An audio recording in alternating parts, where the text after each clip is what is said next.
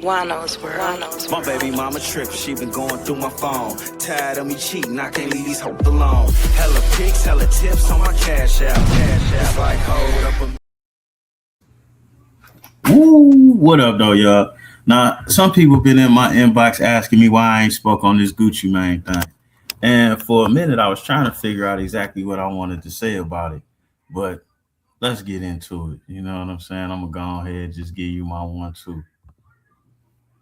Involved in the robbery and kidnapping of rapper Gucci Mane. Got him fucked up. Gucci Mane have been arrested.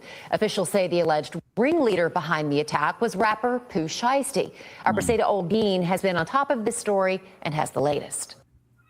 I don't know. I'll holler at Miss Snow Bunny right here.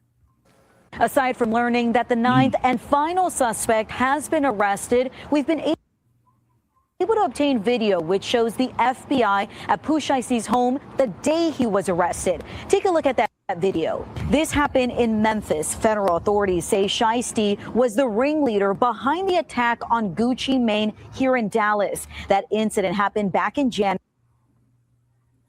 Now listen here, young man. If you have more money in cars than your house is worth, you might be broke. You might be broke. Especially if that house ain't paid off and them cars ain't paid off, you might be broke.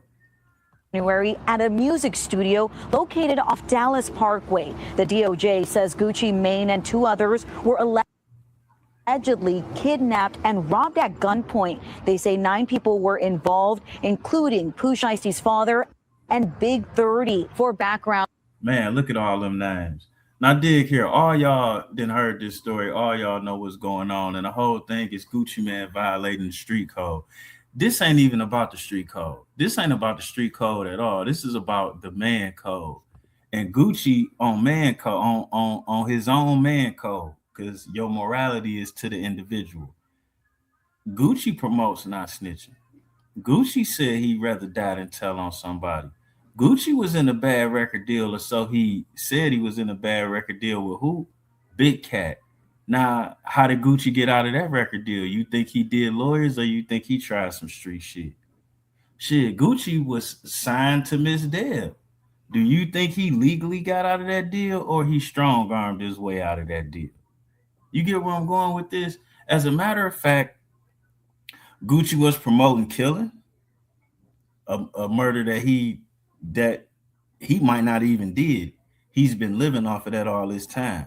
Gucci Mane didn't have no qualms about telling who orchestrated that possible hit on him the first time. Like, I like Gucci music, but I never looked at him as a street nigga. I looked at him as the truth, a drug addict.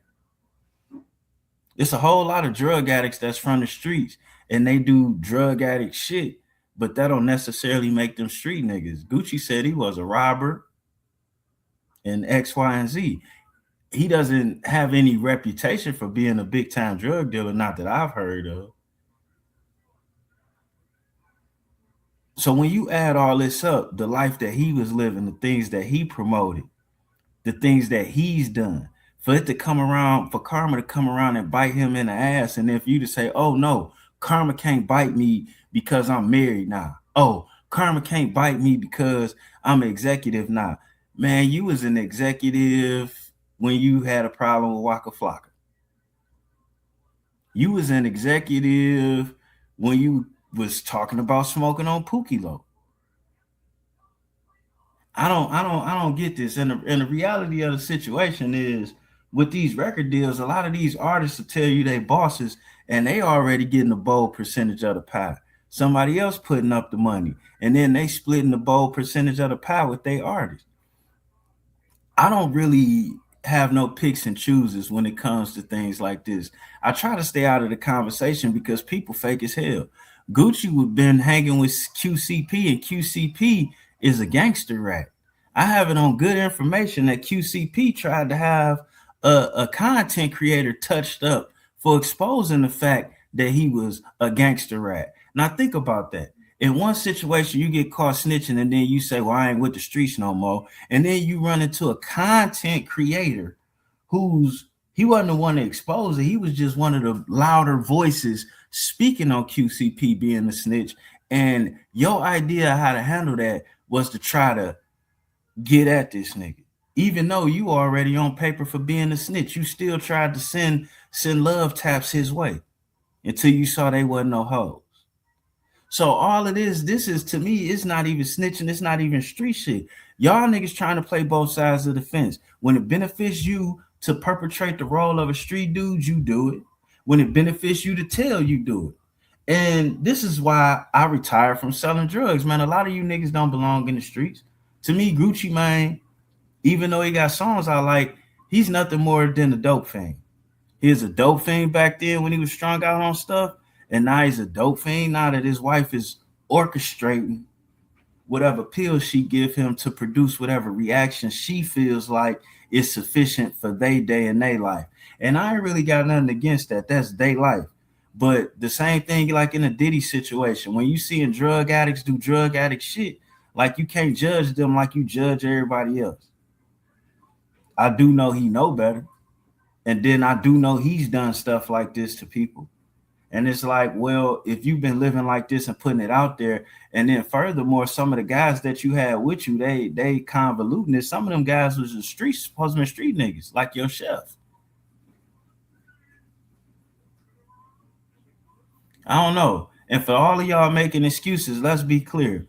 Gucci could have made a police report and put in a claim to get his jury back. Everybody could have, without telling who did that to them. People keep trying to compare this to Eazy-E situation, but let me tell you what happened with Eazy. Nobody got arrested. All Eazy did was put out a word to the other record companies that that's bad business. Period. And if you do any business with him, I'm coming in for my piece. That's all Eazy-E had to do. Gucci could have did the same thing. He didn't have to go this route. He went this route for whatever reason. But I'm gonna chalk it up to them drugs. And fellas, man, anybody overly excited to tell you what they are and who they is, 10 times out of 10, they ain't not one piece of that shit. And I'm gonna keep it a bean pie with you. Everybody when I was hustling, all the dudes that was trying to promote that they was the biggest street niggas. I remember one of my homies, I ain't gonna say his name, he done passed on. He had a reputation for bullying and punking niggas, but somebody stabbed him, and I show up with the murder ride and the dirty gun, and he like, nah, we ain't gonna do that. Like, what? But I let that go. Some of my niggas are supposed to be supreme street niggas. They get arrested for some shit that's they fault, and dumb me, I'm about to bail them out anyway. Nigga on the phone with me tell Wano, man, shit bigger than Nino Brown. Now, I don't know if you know what that mean, but that mean I'm about to tell on you, nigga. That's what that means. And with that being said, man, this game is full of snitches. But really, a lot of these people not even street niggas. Most of these motherfuckers is drug addicts who ended up in the streets because the streets give you access to drugs. Period, point blank. A lot of these niggas is lazy motherfuckers that don't want to work, but the streets will give you access to money without that much effort, so it seems. And that's why they in the streets, not because they street niggas. So many people is getting a title of street nigga that just don't deserve. You're not a hustler. You know what I'm saying? Motherfuckers out here joining gangs. To join a gang does not mean you hard. And that's a whole nother other thing. This nigga Gucci supposed to be like Big Blood. They ain't saying nothing about that. Nothing. I mean, but a lot of them Big Bloods down there are drug addicts and tattletales. So what can you say? You know, I haven't really been listening to that much Gucci in a little minute. Every now and again, he come out with something that come across my desk, and that's just what it is. But my favorite Gucci song was I'm a street nigga dog. I'm a street nigga dog. Now that whole, and I can't even listen to that no more. As a matter of fact, I'm wrong as hell because I gave Gucci a pass. At one point in time, Gucci was doing so much snitching about getting shot and who might have did it. He did so much telling that I thought Jeezy was a snitch because ain't no way in hell Jeezy didn't go to jail with all that information and proof being put out there.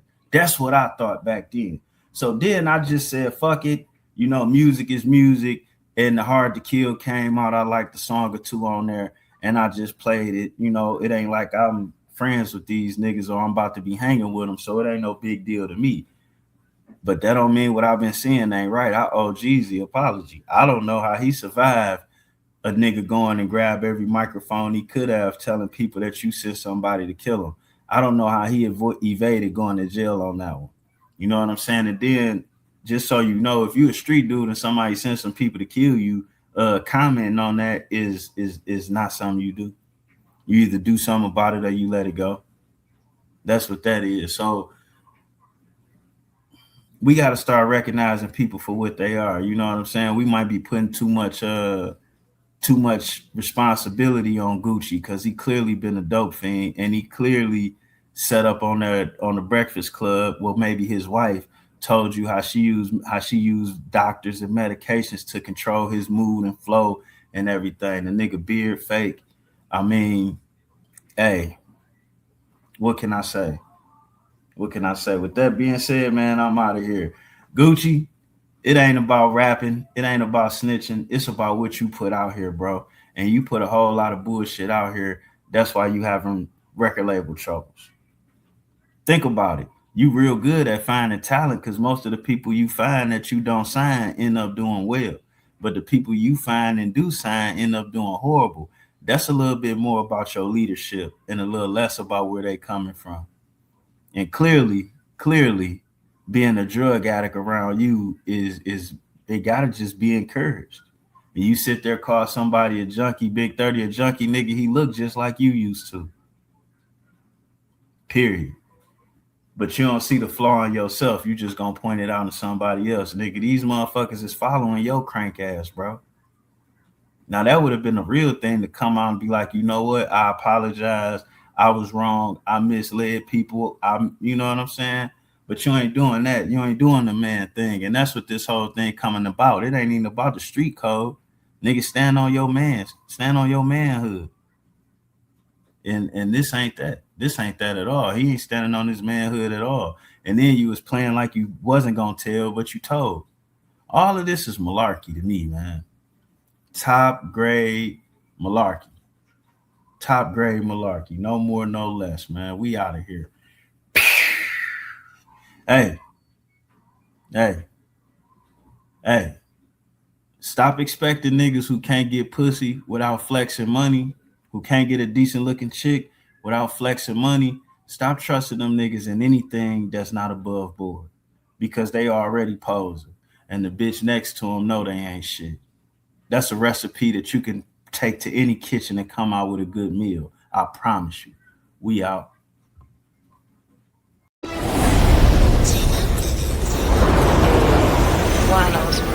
My baby mama tripping, she been going through my phone. Tired of me cheating, I can't leave these hoes.